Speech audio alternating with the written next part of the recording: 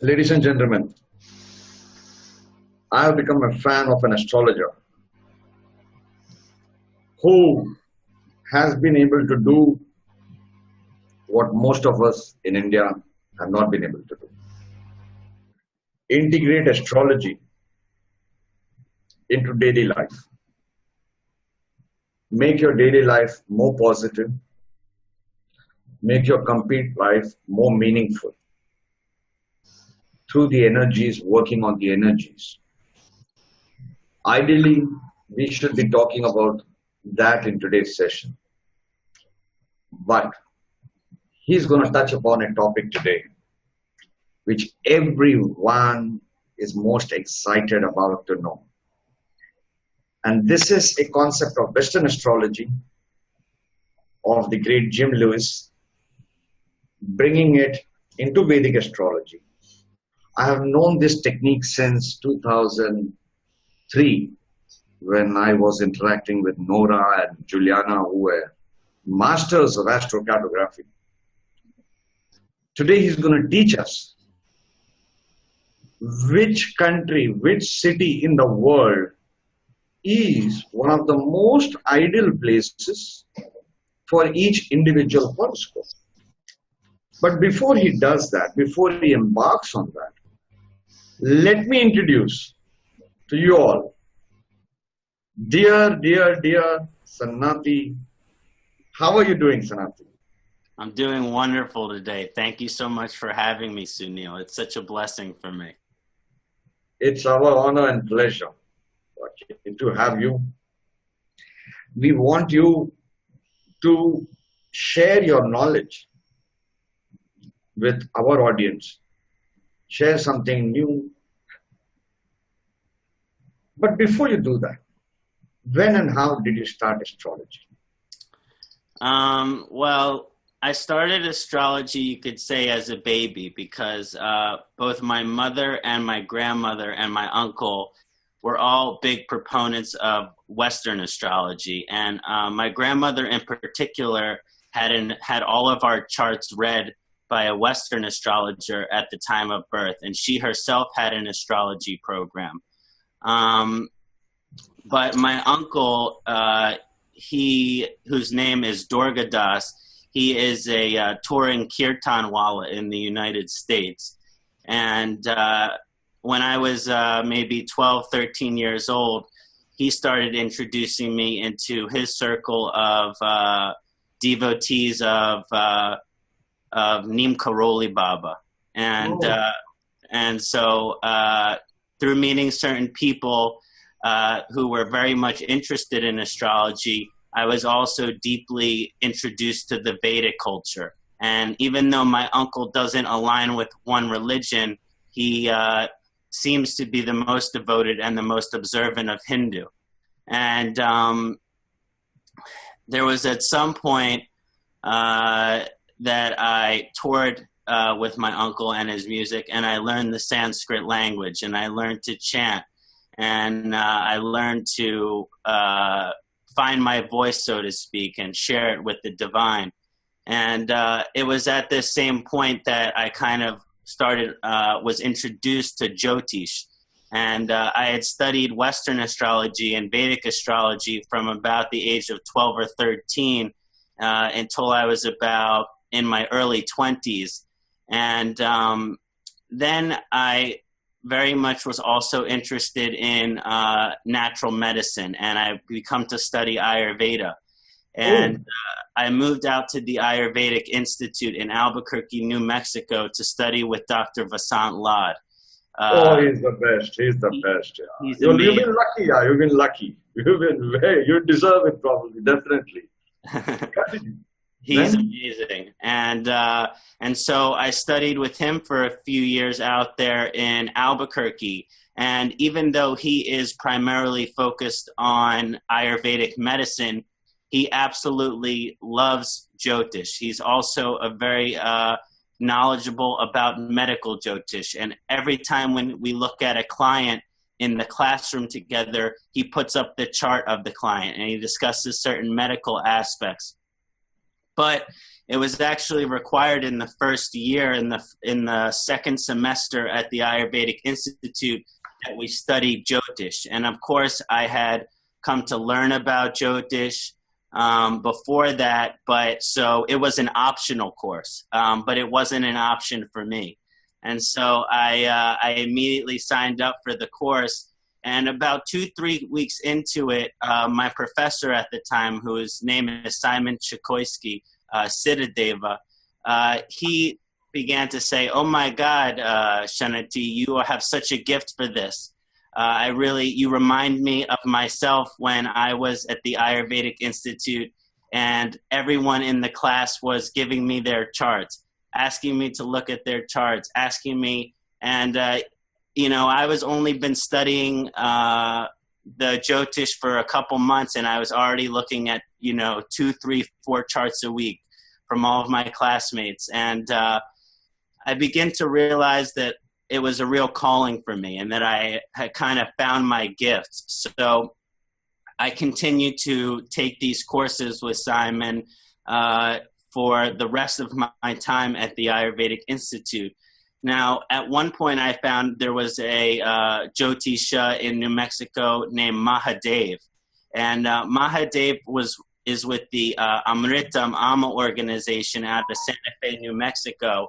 And when I was 14 years old, I got my mantra by Amma, and I chose her as my guru, and she chose me. And so I had always had a close connection to Amma. And so when I found a Jyotisha who also has the same devotion to Amma, I immediately felt a connection. And when I met this person, I immediately knew he was my teacher. And so it was. So then I started studying with him full time, an apprenticeship, a mentorship, and he's been doing Vedic astrology for 40 years now. And so he is just a wealth of knowledge and information and experience, and he's not embarrassed to share it with me. And it's just been such a blessing. He is amazing. I know him since 6 or 8 years. I mean, in the sense, we just interacted over emails. And incidentally, he has been one of my biggest bookshop clients. So considering the super advanced books he used to order, I knew he was way above. I mean, you're really lucky to have such great mentors and teachers. Yeah. Fantastic. So how do you, I mean, is astrology your full-time profession? What does it do? It is. That's a really interesting question, because as I mentioned, I was studying Ayurveda, and it was towards the end of my studies of Ayurveda where I was becoming so fascinated with my study of Jyotish, so busy with readings, both general chart readings and Astrocartography, as well as my apprenticeship with Mahadev, where it became clear to me that all of the Vedic sciences are so vast, are so powerful, that you really can't focus on many and get to the same deep place. So it was a very difficult decision, but I left my study of Ayurveda to devote myself to Jyotish full time and completely. This was about a year and a half ago. And I told Dr. Kṣaṇāti, and he says, "You are amazing with Jyotish. You will be so successful. I love your writings, and I support you, and I wish you the greatest of success." And even though it was a very difficult decision, because I very much honor Ayurveda, that I realized that my truest calling was with the Vedic astrology. And so that is my full-time profession. And I've been running my own private astrology organization now for about 2 years. Oh, great. I wish you all the success for your this thing. And it must be very difficult to leave Ayurveda, because one truly falls in love with Ayurveda. Yeah. Anyway. And so medical Jyotish will certainly be also a big part of what I'd like to do to integrate all the teachings of Ayurveda into the astrology in medical Jyotish. Oh, medical Jyotish is an area that needs a lot of attention today, considering what's happening in the world. I mean, it truly needs a lot of attention. That's great. You're the man for the future. That's, and I'm quite sure with astrocartography, slowly, the reason I want you in our show, the reason I wanted to do series of videos in our show is I want the Indians to open up with astrocartography. It is a science that has been recently developed. I think it was please correct me here. I'm talking about a 10-year back memory. In 1973, I think so, Jim Lewis did it. I think so, yes. No. So, I mean, it's a fascinating science. As of now, I think the only Vedic astrology software that integrates it is Jyotish. Solar Fire, but that's a Western astrology software. Which software do you use for astrocartography? Sometimes I use the Solar Fire. Other times there is a Jyotish, which sometimes works. But today I have a free program that is used through an astrological website because I know that many people are going to want to right away look at their astrocartography. So I have this set up, this free program here that was introduced to me early on in my astrocartography learning that I think is a really great program to help access astrocartography without any price or anything like that. So it's through the website astro.com is the cartography program I have. Oh, yes. Astro.com. Okay. We will give the link. Yeah, we'll give the link. Astro.com. It's not a downloadable program, right? It's just you do it and. Yeah. So you go to astro.com, then you go to a special subcategory called Astro Travel. And from that point, you just put in your birth details and you should get a world chart. Okay. Somewhere in this presentation today, if you could do a live demonstration of how to create a chart on astro.com, your AC chart. Somewhere in the program today, wherever you feel ideal, you can do the screen share and show us so that the young ones can do it. Okay, definitely. Of course, I do not want the young ones to interpret their horoscopes themselves on their own and come to conclusions. They should ideally consult you or others who are into astrocartography, But at least the start of the mind, the curious mind should start off. Okay, the show is all yours. Engage and Kṣaṇāti. I'm just going to watch and learn. Okay, wonderful. So we're going to learn, guys, we're going to learn astrocartography. Do you want me to share your slides? Yes, please start with the first slide. Okay. Yes. Okay, yeah, so I titled this session today, Astrocartography, the Geography of Destiny, because sometimes in Jyotish or Vedic astrology, we think of destiny or fate, these karmas, these lessons, these aspects of the universe that are meant for us to fulfill. And so when you're looking at the astrocartography, it can help you find and align with your destiny, so to speak, as it relates to the 4 traditional Vedic aims of life. And that's the kind of paradigm I'm going to be sharing it with all of you today. So how to use the astrocartography to align to the traditional 4 Vedic aims of life so we can achieve the 4 aims of life that God has intended for us. Of course, there's Dharma, which is our life purpose or our destiny, that which is to be filled. The cartography can go and show us how to align geographically with certain areas that may have more Dharma and certain areas that may be more adharmic or farther away, making the Dharma more challenging. Also, the aim of life, which is Artha. This is our ability to be prosperous and successful. It also includes financial security, our ability to provide for ourselves.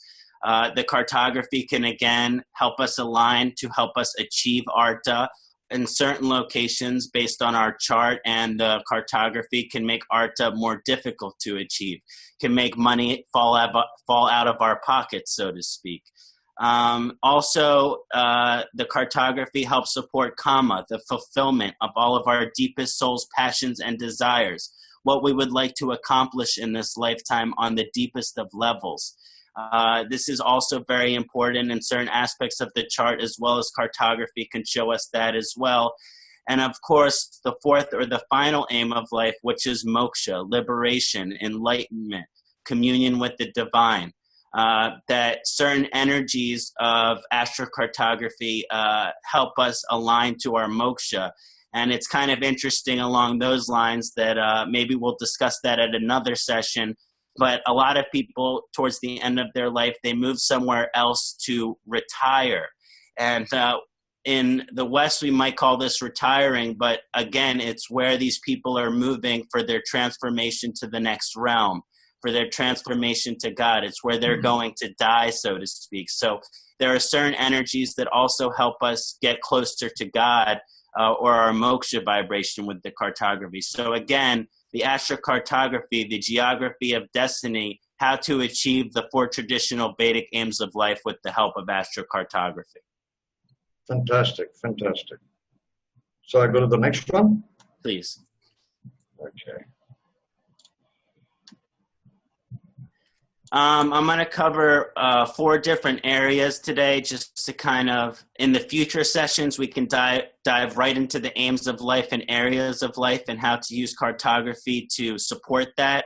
But since this is our first session, it's important that we have a basic understanding of what is astrocartography. So that'll be the first thing that we'll discuss. Then I'll go into a little bit because, as it was mentioned, astrocartography is originally a Western science. How to integrate the science of astrocartography into Jyotish, Vedic astrology. How to take the principles of Vedic astrology and integrate them into the science of astrocartography. Then I'll go over some basic planetary significations for astrocartography. So what exactly some of the energies that these different planetary lines represent. Of course, it's always helpful to have a Vedic astrologer help interpret your lines to fully understand all of the areas and aims of life they're impacting. But the basic planetary significations can be helpful for understanding the basic power and the basic energy behind certain planetary lines.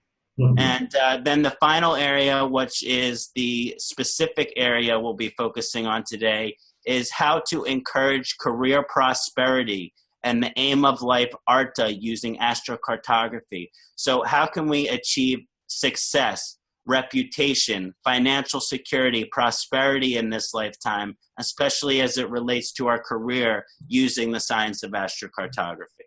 I think that's so important, Kṣaṇāti and Inge, because most of us do have very stressed careers.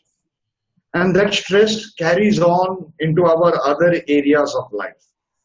Our spiritual life, our family life, our love life, our sex life, our, all the other areas that stress is carried. Because the maximum time we are spending is on our careers. So I'm quite sure this is one of the most starting points. That's great. Brilliant. The other areas also, because if we have success somewhere into our lives, we're going to be much more relaxed in the other areas of life. Exactly. Not confused. Yeah. It reminds me a little bit about something Dr. Vasant Lad taught me, that when we truly are in alignment with our dharma, our life purpose, or our destiny, that is what allows the space for Artha, prosperity and success, and allows the space to fulfill Kama. And eventually, when we're aligned with our dharma, Artha, and Kama, this gives good energy to our ability to achieve moksha. So these things are inseparable in some way. Very true. Actually, he has put it so beautifully and perfectly, the order. Fantastic. Thank you. It becomes one beautiful road, yeah? You just have to move it. Yeah. So what exactly is astrocartography? And I want to explain this in as simple as a way as possible. Astrocartography, and you see a couple maps here. One is of North America, the other is of Asia and India. We'll be looking at that in a bigger scope in the next slide. But astrocartography shows a map of certain planetary lines and vortexes set at the moment of birth. So at the time that you're born, there are certain planetary lines that go across the globe. And where these planetary lines and vortexes fall, those planetary energies are going to be stronger for you. There are certain vortexes where the energy is the strongest along those planetary lines, and that'll be illustrated with a circle. You can see near the Philippines in the Asia map, there's a vortex as that black circle there. So this is just an example, but there are certain planetary lines that are set at the time of birth. And this vortex? Yes, that is a vortex. That shows where the planetary line is the most concentrated. And so this map will show where are certain planetary karmas, and there are deep metaphysical energies that are associated with it as well. But the basic idea is our karmas as relate to the planets, they kind of show up in the geography of the globe as well. And so astrocartography is the science which allows for the interpretation and understanding of these different planetary lines and vortexes. When the astrocartography lines are analyzed and integrated along with the natal chart. Okay. Could I ask a question or two? Please. Okay. Now these lines that I'm showing now, these three lines that are passing through India. Yes. So, these are the planet lines, correct? Correct. And if you actually go to 2 slides over, I have a bigger map of that, okay, which might be easy. Okay, fine. So, okay, when we come to that slide, I'll ask more deeper questions. Okay. Do you want me to go to the next slide? No, it's please proceed. Okay. So yes, these are the planetary lines here. Here you have the moon line, which is in West India, and there you have the Venus line, which is going through central India. This program also includes the outer planets, but in my tradition of Vedic astrology, we don't use those in the analysis as much. I focus more on the traditional Navagrahas, the 9 planetary forces, as in traditional Jyotish.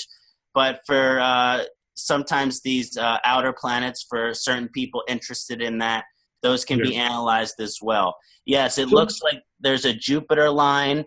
That's the purple line or the pink line over China there, and a vortex there at the bottom, kind of off the eastern shore of India. Yeah. Okay, let me draw that for you. This one.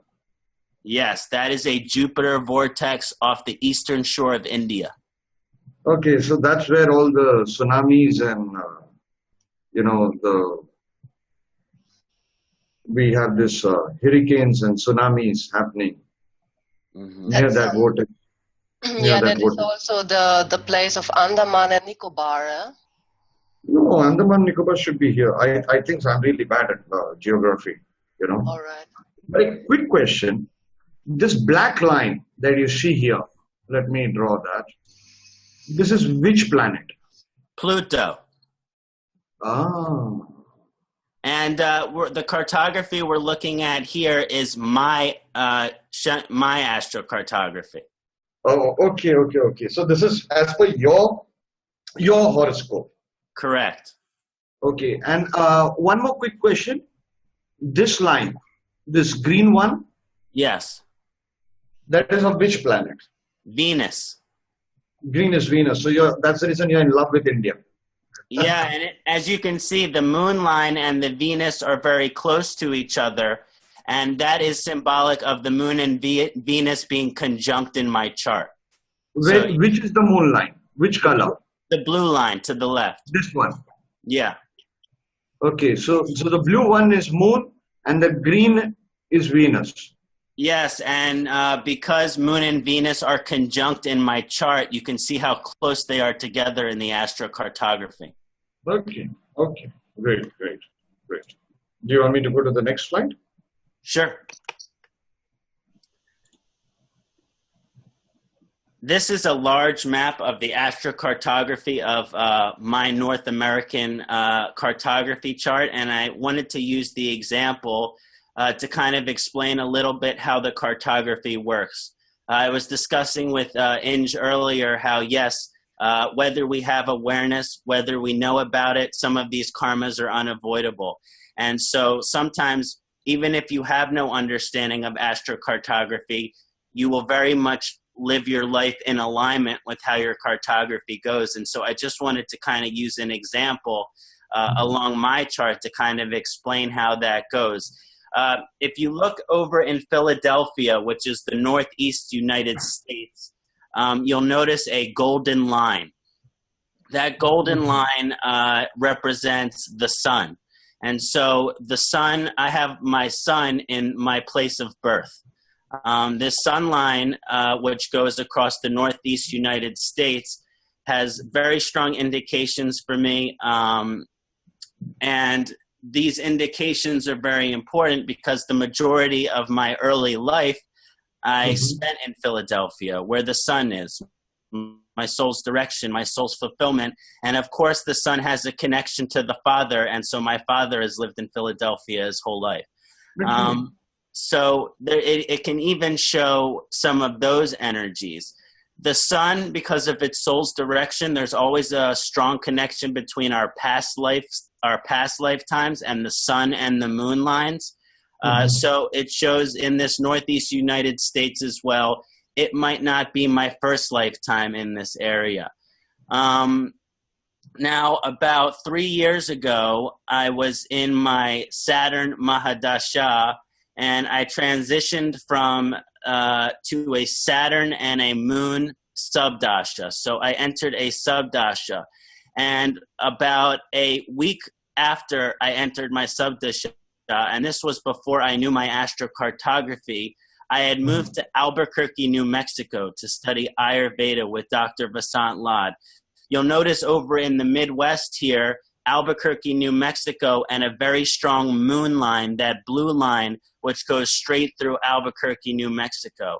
So just to kind of go over what that means is, without any awareness of my astrocartography, I had moved from my sun line to my moon line within 1 week of going into my moon subdasha, 1 week of going into my moon antardasha. So these lines, they're kind of like magnets. And when the certain dasha periods are in alignment with those magnets, we will get pulled closer to those magnets.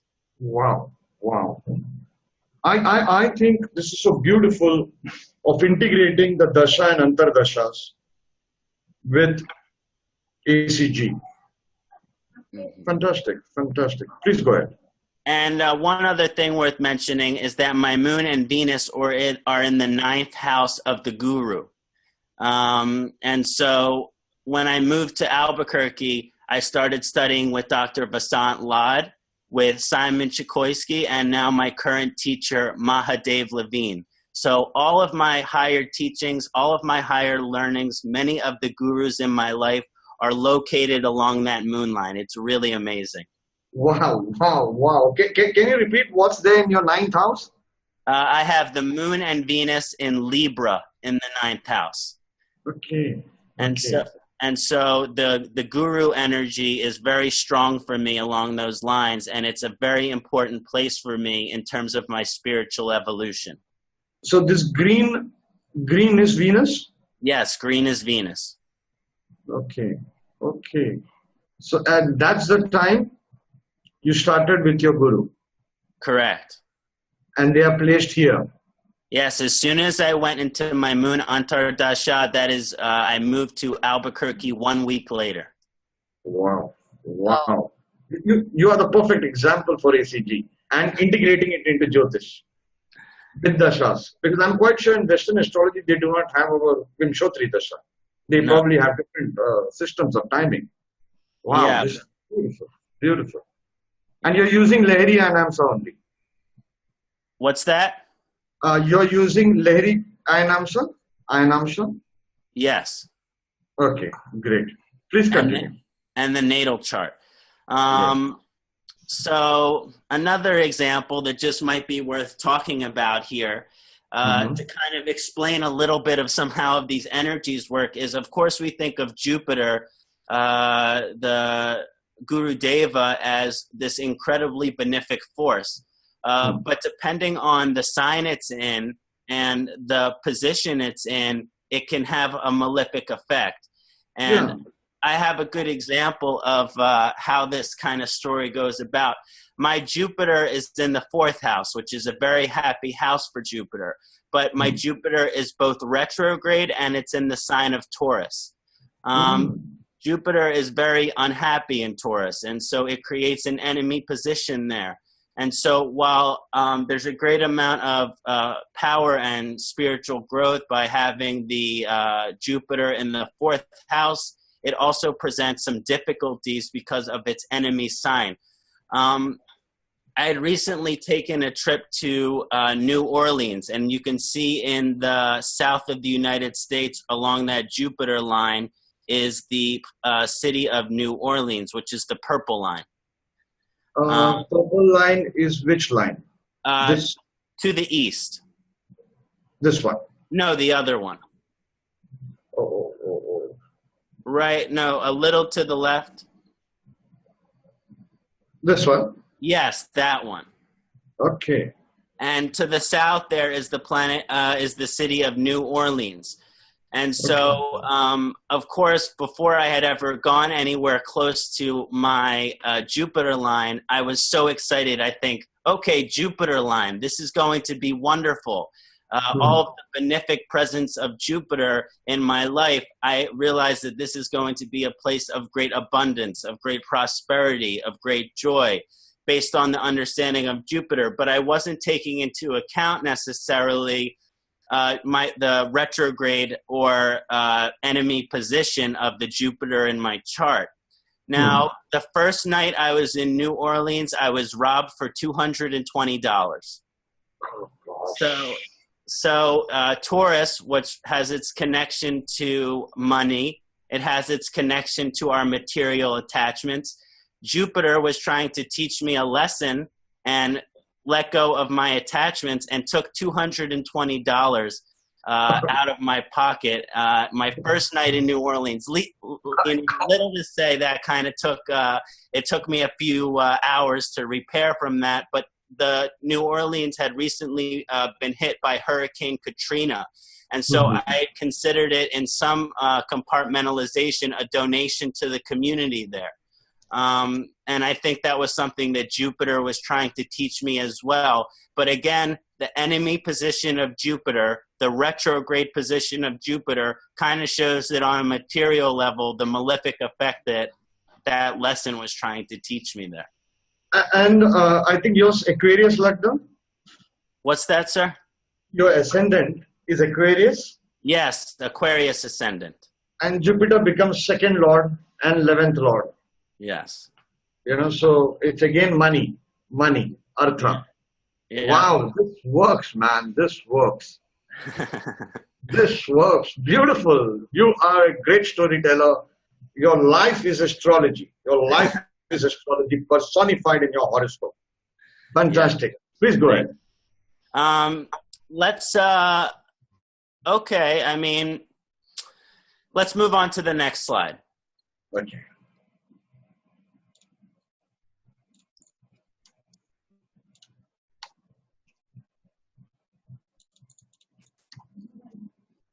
Okay, so the only thing I want to share here, I don't want to spend too much time on this slide, but just like how my moon and Venus energies were in Albuquerque, New Mexico, where I studied with Dr. Vasant Lad, Simon Chikoisky, and Mahadev Levine, 3 of my gurus.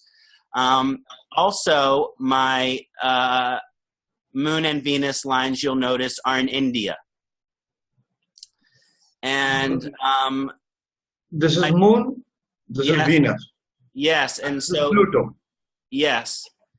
And so even though I haven't been to India yet, I'm planning on going in 2 years when my wife is going to study with Dr. Vasant Lad in Pune, that my guru Amaji, Amritananda Mayima, she is a guru in the south aspect of India, and so it shows that also my guru energies are very strong in that area. And so my Satguru, my greatest guru, Amma, it shows that she is also coming from this aspect of India, that she is also coming from South India, and that when I go to India, I will experience a deep connection with the guru, and it will also be very helpful in my spiritual evolution. But the basic energy there is that those Moon and Venus lines in India there are showing very much so that my guru, Amaji, is right along those lines. And yours is, you got Venus in the 9th house? Yes, in Libra. So that's, if a female, a lady guru? Yes. And you have your Venus line right from on the south of India. Yeah. Wow. And that's your 8th lord in the 9th house. So that shows a past life connection. It does. And the moon line always shows a very strong past life connection. It shows wherever your moon line is, metaphysically, you've had many, many past lifetimes there. Oh, really? No doubt they say moon is the cause of birth. Yeah, so the moon line might even show some of your more recent or most recent past lifetimes. Okay. It's passing through Bombay also. So when you come to India, please visit Bombay. I would love to take you around. It would be my pleasure, Sunil. I would love that. Okay, fantastic. This is your horoscope and this best example to learn. Please continue. Let's move on to the next slide. So how do you integrate astrocartography into the ancient Vedic Jyotish science? So in order to align one's cartography with Vedic astrology, the natal chart D1 is the primary chart to be used. So it's important to use the natal chart, the D1, when looking at the astrocartography. When you're looking at the D1, you're comparing all the areas of life, the aims of life, and the karmas affected by the planetary influence in the birth chart, and that is integrated into the planetary astrocartography chart. So one example I have mentioned here is that my sun line goes through Philadelphia, and my sun is in the 10th house. The 10th house has its significations for career and life purpose.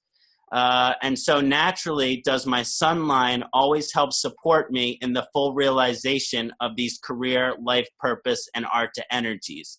Another example that we went over earlier is that my moon and Venus are in the 9th house, and that some of my gurus, my primary teachers, Dr. Vasant Lad, Mahadev Labine, they are where my moon line is, and that is in the 9th house. So again, to take the energies from the birth chart and to look at how they relate to the energies in the astrocartography and to kind of find the understanding there.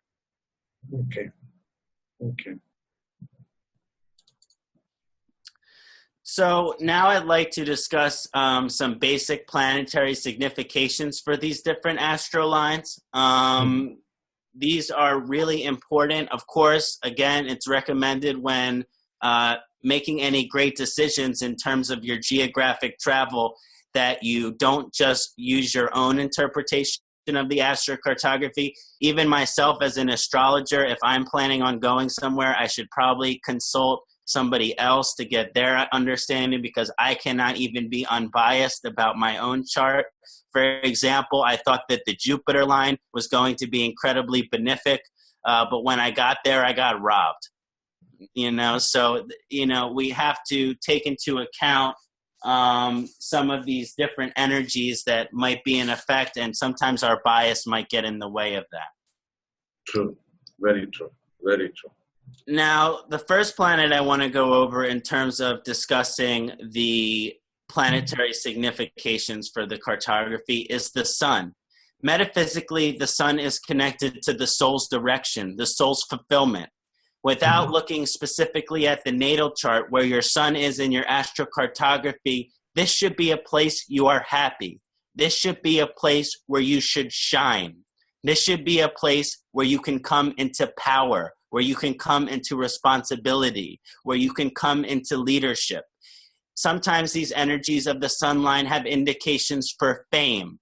They have indications for leadership, of power. And on a very deep level, because of the sun's connection to the soul's direction, achieving our potential, achieving one's potential. The soul's direction is connected to the soul's affinity. So where the sun line is where the soul should be happy, is where the soul should be satisfied. So the sun line naturally shows sometimes your soul's affinity to a specific area. And this is important because it shows past lifetimes. Your soul does not have an affinity to any particular area for no reason. The reason that the soul has an affinity for one specific area is because in past lifetimes, it doesn't mean that we spent the majority of a past lifetime in this area, but it just meant that when we were there in a past lifetime, that is where our soul was happy. That is where our soul is satisfied. So it shows a natural affinity to the soul. Now, obviously, not every planetary line carries just positive qualities. And so where the sun line is, it causes heat. So in the Ayurvedic sense, the sun line can cause pitta dosha imbalances. Even though the sun line presents all these better metaphysical qualities, depending on the position and the dignity of the sun, and the Shadbala, it can cause pitta vikriti. And so this is very helpful in understanding if you are a pitta dominant or pitta vitiated individual, spending a long time at your sun line may only increase that pitta vitiation. So a sun line might be better for a kapha type dosha than a pitta type dosha. And this is bringing a little bit of the medical Jyotish. But that's so beautiful, Sanati. That's so beautiful. I mean, now we come to know many people when they travel and shift to another city or another country, suddenly their health issues crop up, or heat issues and all that. Now I can understand. Fantastic. This is wonderful. Yeah. I've had so many of my clients that are suffering with health issues, and it's generally connected towards, obviously Saturn. If Saturn isn't in a particularly good position, just being close to your Saturn line causes you to age. So if you want to unaccelerate the aging process, you want to be as far away from your Saturn line as possible, because the closer you are, and there are exceptions to this, but pretty much that Saturn line causes you to get closer to death. And so you have to be, and I've also noticed with a lot of clients, Sun and Mars, especially with the Pitta dominant individuals, they end up having Pitta issues, frustration, irritation, and I've even had a client whose whole skin has broken out in rashes just from being too close to their Mars line. So just this energy of the Pitta aggravation that can come with these fiery planets. Additionally, just some other energies that can come from the sun. The sun line can cause stress. It can cause a unfavorable balance of ego or excess ego, foolish pride, anger, and too much responsibility. So yes, the sun line might give you responsibility, but just because it gives you that responsibility doesn't mean you're prepared to handle it. So there's a real, I like to discuss, yes, the favorable, the spiritual, positive aspects, but also some of the difficulties that can arise with these lines. That's correct. That's correct. When it comes to the moon line, on the deepest level, it represents the divine mother, divine love, unconditional love, compassion, the mother, sympathy, empathy, devotion, compassion. It has a strong connection to our past life energies, where we are coming from past lives, and can actually show our most recent past life. So it doesn't necessarily, of course, there are always exceptions, but a lot of time it can show our recent past lives and where we were coming from. So it has all of these positive qualities of the Divine Mother, the Mother, unconditional love, compassion, devotion. It's a great place for devotional practices. It's a great place where the family can be emphasized because of the moon's Cancer, its natural association with the fourth house and the home and the mother. All of these energies can really be empowered and embraced along the moon line. Now, of course, depending on the difficulty of the moon in the natal chart, it can also cause some malefic effects, such as lust.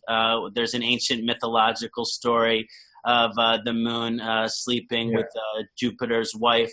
And so even these energies of lust and not being able to control our desires and not being able to control our feelings, because the moon is based on the connection between the heart and the mind. And so if there is not a balance in this area, it can cause some difficulties in this area. Indulgence, lust are two of those. And in general, because of the moon's connection to the mind, it can either be a place where you feel very mentally and emotionally stable and balanced if the moon is in positive position. But if the moon is in difficult position, it can show a place of mental and emotional stress. It can even trigger things like mental disorders such as schizophrenia or obsessive compulsive disorder. Wow. You know, Inge, if you noticed, what caught my attention was a line from Kṣaṇāti, where he said about moon and past life connection. Yes. And I'm missing today the database I had few charts where it was recorded birth time, recorded story of previous lifetime, and also the birth horoscope, birth time of the previous lifetime, and even this life. I remember discussing a particular case with Stephen Stuckey 10 years back. Stephen Stuckey is from USA, genius of an astrologer, good friend, and I've lost that particular case. If anybody has documented cases of past life where people have remembered their past life. There is one case documented by Ken Rao. Case is documented. Yeah. He has written a book, Karma and Astrology. Karma and there are astrology. 5-6 examples in his book. Yes. And Stephen had another case, and I think there were a case or two in astrodatabank.com. What we should do, maybe in the future as a research point, okay, one of us should take it up, is check whether their moon line is coming from that country or city. I love it. That is amazing. Yeah.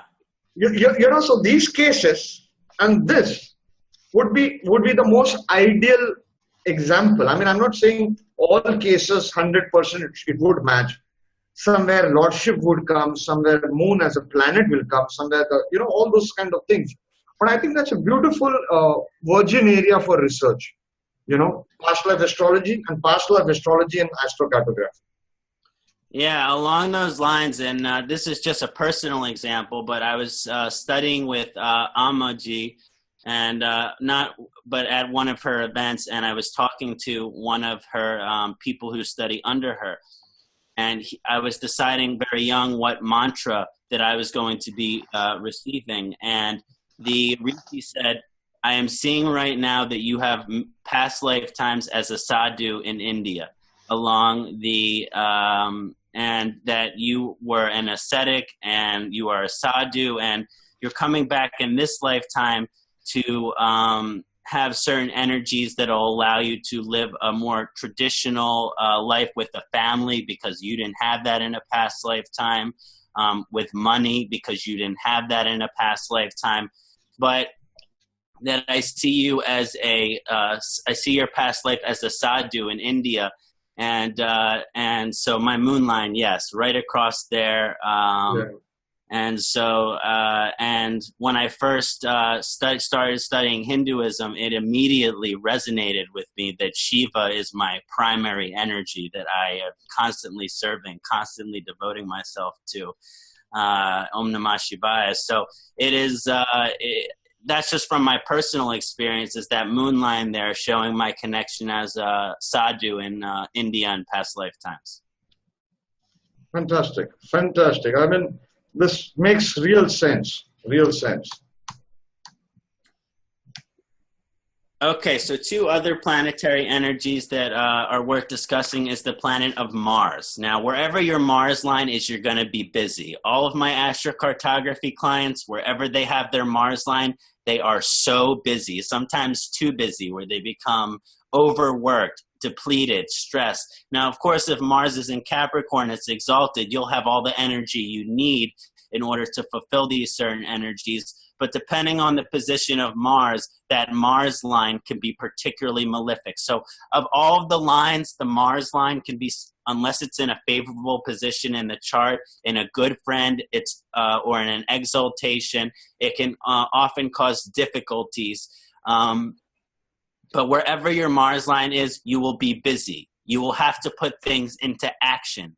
You will need to be energetic. It is a place where you need to activate and you should be courageous. It is usually a place associated with adventure. Sometimes there's a connection to the siblings because of the connection between Mars and sibling energy. And again, busy, busy, busy. There will not, when you're close to your Mars line, if you like being busy, it can be a really good place for you to be successful and prosperous. Let's say Mars is in your second house. Let's say Mars is in your 10th house. Let's say Mars is in your 11th house. This place, you will be very busy and it can help with your prosperity and your success, your career and art energies. But sometimes it can cause a very difficult effect. And the pitta aggravation that shows up in the Mars line is generally a little more severe than the pitta aggravation that shows up in the Sun line. So it's important when you go to a place where the Mars line is that you're considering, okay, my pitta is going to be aggravated no matter what I do. So am I able to handle that?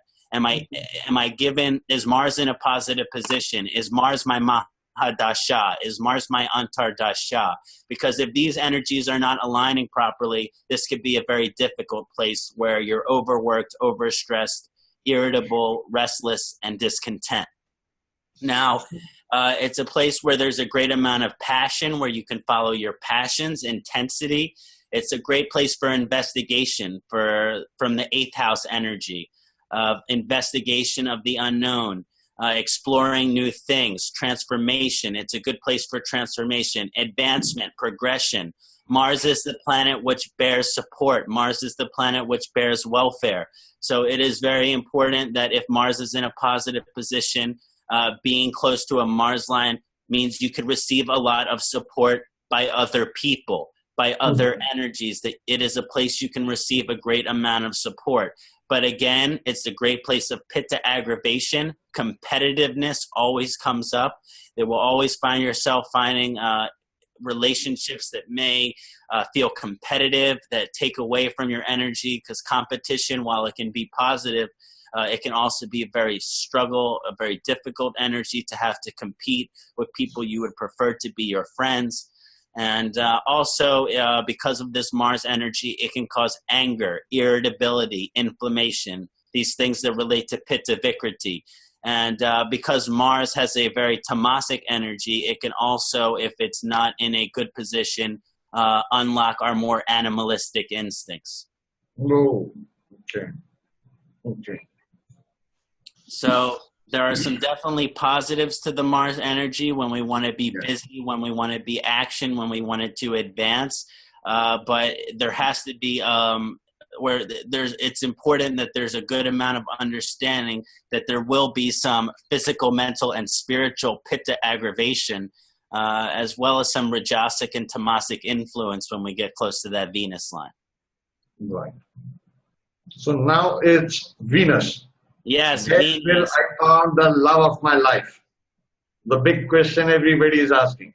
Yes, and I think we should do another PowerPoint just focused on how to support love, how to support the romance, and how to look for that. But in general, the Venus line will always bring up these energies of love, romance, both romantic love, both the love we have for our partner, but also unconditional love, also platonic love. So the love we may have for our brother or sister or mother or father or grandparent, the love we may have for a close friend.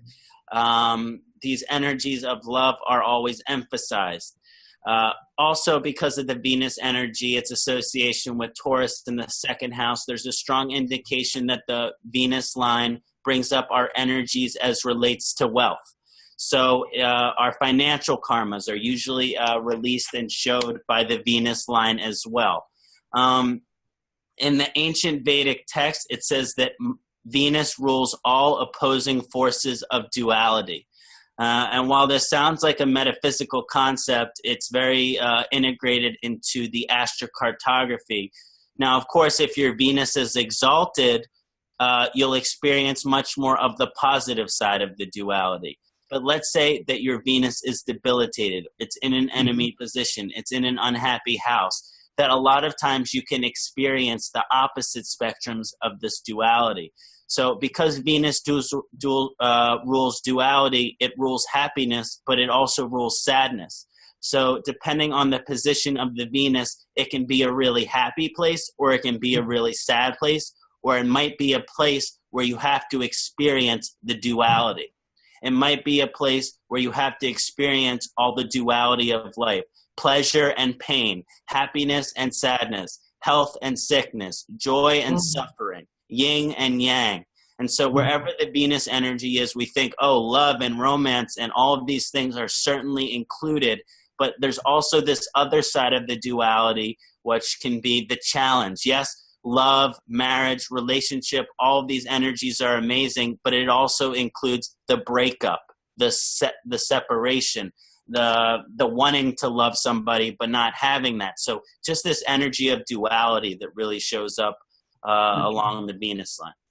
You know, this is something new for me in terms of duality being associated with Venus, and it started me thinking.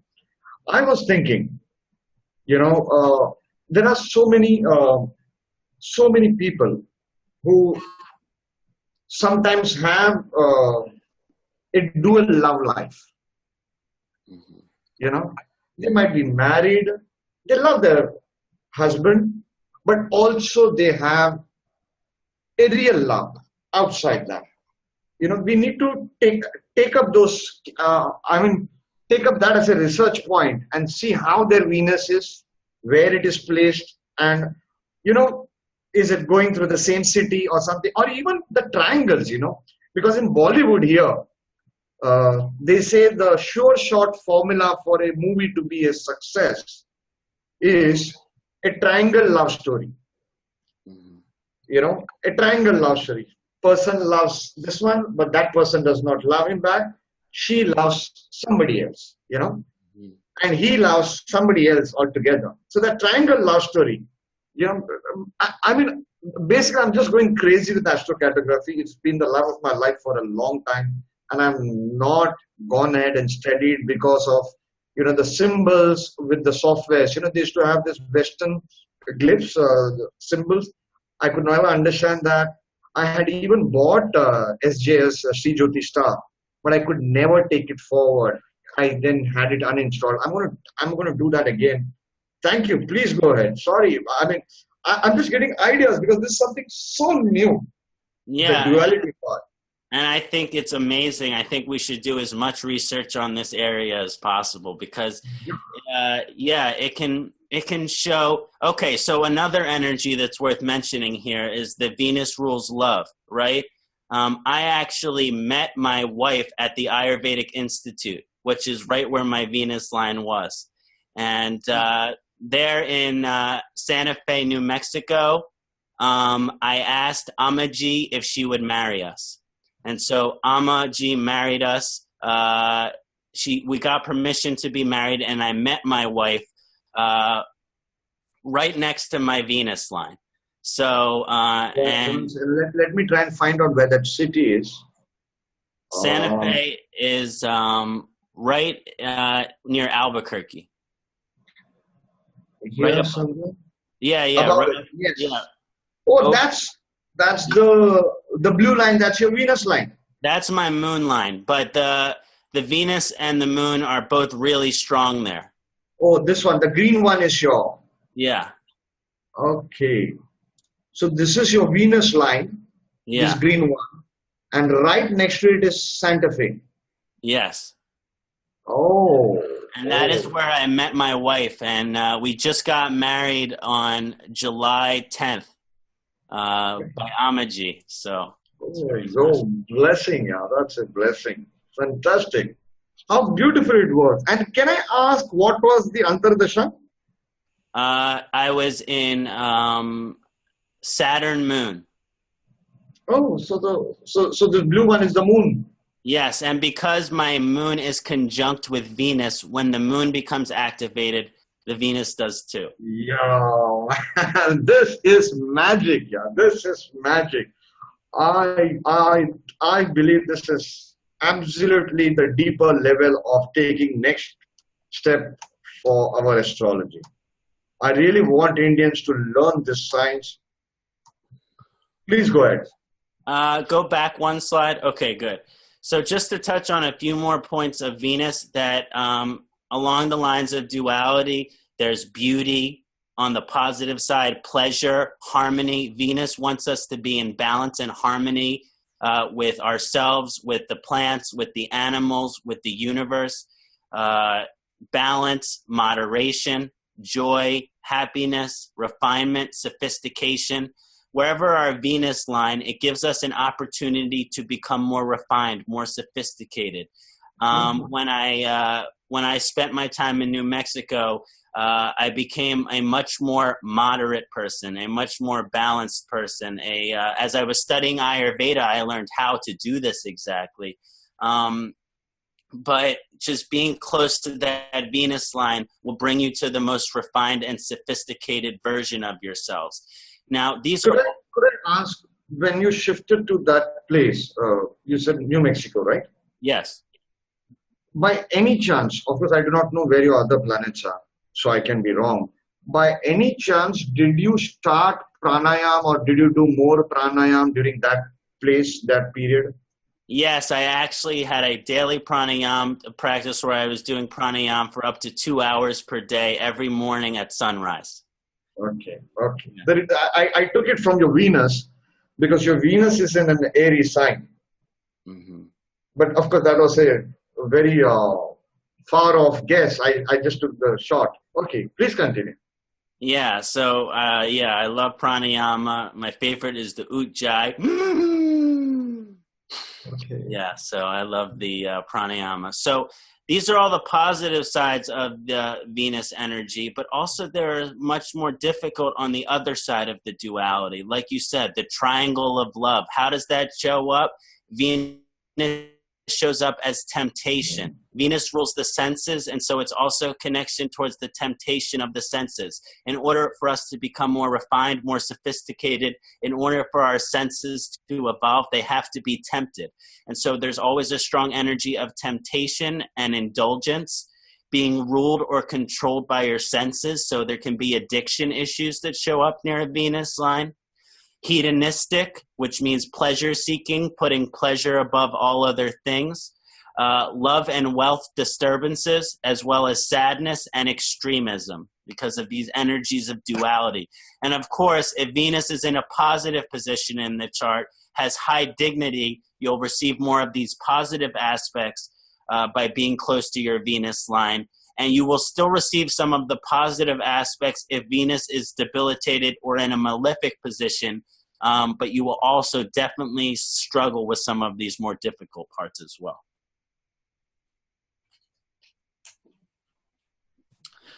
Okay, the next two planets I would like to discuss are Mercury and Jupiter. Now, when it comes to the Mercury line, in a lot of charts, it's obviously very close to the Sun line in many charts in the cartography because very often the Mercury and the Sun are very close together. They like to travel together.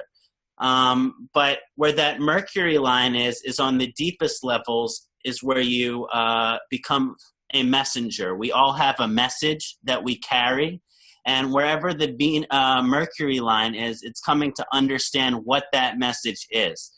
Before we can ever convey what our message is, before we can ever express what our message is, we have to come to understand what is our message. So there's always a strong energy of coming to realize the internal message, coming to understand the internal message. And depending on the Mahadasha or the Antardasha supporting that, the expression of that message, the communication of that message. Mercury is associated with buddhi in Sanskrit, which is the discretionary factor of our consciousness. So it's connected to the logic, to the intelligence, to the intellect. So wherever the Mercury line is, it is a special energy where our intelligence or our logic or the intellectual faculties of our consciousness are going to be empowered, and they're going to be more emphasized. So, for example, my Mercury line is in the Northeast United States, where is close to Philadelphia, which is my birthplace. And as it turns out, I went through elementary school, middle school, high school, and college, all in that area.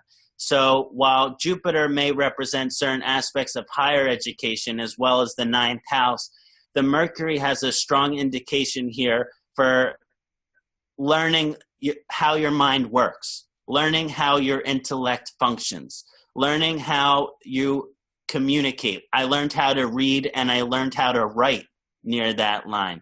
I learned how to speak. So all these energies of coming to understand how your intellect functions and then putting it into action, these energies can very often show up near the Mercury line. Okay. Well, Mercury is which color here in this map? Green. This one, the traditional green. And that's it's passing through Philadelphia. Yes. Philadelphia is here. Inge, do you have any questions for Mercury?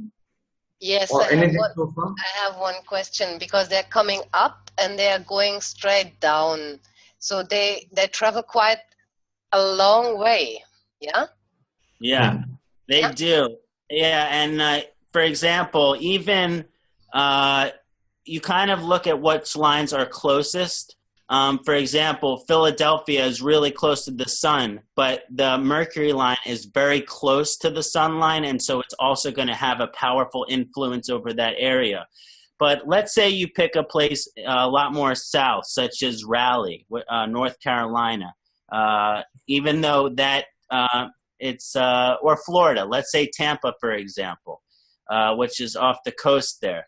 Let's say you choose there. You're in between these two lines. There's actually no lines there. And so in some sense, you could say your area there is neutral, that Florida might be neutral for you there. But because Jupiter is there in the west and that the sun line is there in the northeast, they're also having an influence over that area.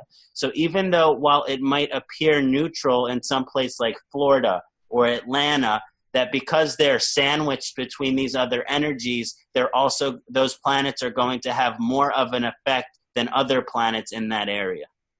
All right. And the closer you go towards any of those lines, the more will be the effect of that particular line. Correct, like a magnet. Like you are going closer to Jupiter, that will become active. And on the other hand, the Sun attributes or the Mercury attributes. Yes, and let's say you're within one or two states close to the line, then that planetary karma is inescapable, that it is emphasized that inescapable. Speak it one more time, please. So let's say in Washington, D.C., it's close to the sun line, but it's not directly on the sun line. And so even though it will be having a heavy influence, that a lot of the other aspects of the chart will also be having a play. But when you get closer to Philadelphia, it's saying, okay, the primary energy is the sun, which means even though all of your other chart energies are playing out, the sun energy is inescapable. It is going to be, you could say, emphasize 75% over the other energies. Wow.